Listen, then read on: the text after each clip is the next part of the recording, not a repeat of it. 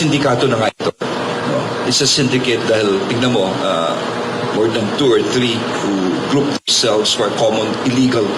4 na dayuhan ang nasa isang Lexus na sasakyan at ito'y flinag down ng motorsiklo. Lumalabas sindikato na nga ito. No? It's a syndicate dahil, tignan mo, more than 2 or 3 who group themselves for common illegal. Ang masaklap talaga dito, of course, may mga civilian. Kita niyo medyo. Lahat ng pulis na involved, wala na tayong patawad. At hindi pa talaga tayo magpapatawad. And we will make sure that itong mga tao, they will die in prison. Sisiguruhin po natin yan. Galit si PNP Chief Police General Romel Francisco Marbil nang iharap sa media araw ng Miyerkules ang mga pulis na sangkot sa pagdukot sa 4 na dayuhan nitong linggo ng madaling araw. Kinilala ang mga pulis na sina Sergeant Angelito David, Sergeant Ralph Tumangil, Sergeant Ricky Tabora at isang police major na si Cristel Carlo Villanueva. Ayon kay DLG Secretary Benhur Abalos Jr., modus ng mga pulis na manghuli ng mga dayuhan na kunwari ay may kaso at hihingian ng pera. 4 na dayuhan ang nasa isang Lexus na sasakyan at ito'y flinag down ng motorsiklo ng PNP Motorcycle Cops sa Taft Avenue sa Pasay. Itong mga pulis na ito na nakamotorsiklo ay may sumusunod na white van sa likod. So yung Lexus hinarangan ng motorsiklo at sa likod itong silver white van. At pagkatapos bumaba at kinuha yung 4 na dayuhan. They abducted the 4 individuals. Base sa ulat ng PNP, 2 sa kanila ang nakatakas at nagsumbong sa mga otoridad habang ang 2 naman ay nagbayad ng 2.5 million pesos na ransom kapalit ng kalayaan.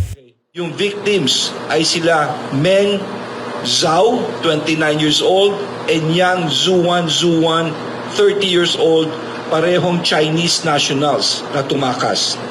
At saka si Tang Heng Fei, 25 years old, a Malaysian national, and Shi Yi Xuan, 32 years old, a Chinese national, both of whom were injured and released after the ransom was paid.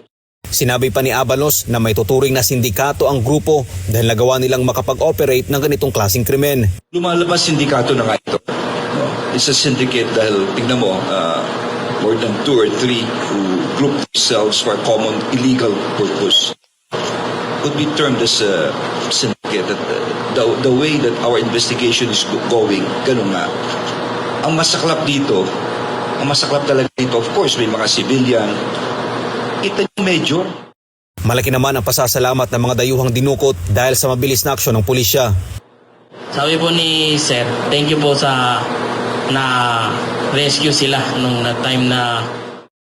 Samantala, naalarma naman ang kapulisan dahil sa modus ng mga sospek. Kaya dahil dito, titignan ni Police General Marbil ang lahat ng mga motorsiklo at mga sasakyan na gamit ang PNP upang ma-monitor at para hindi na magamit pa sa krimen. We are very concerned dun sa modus operandi nila.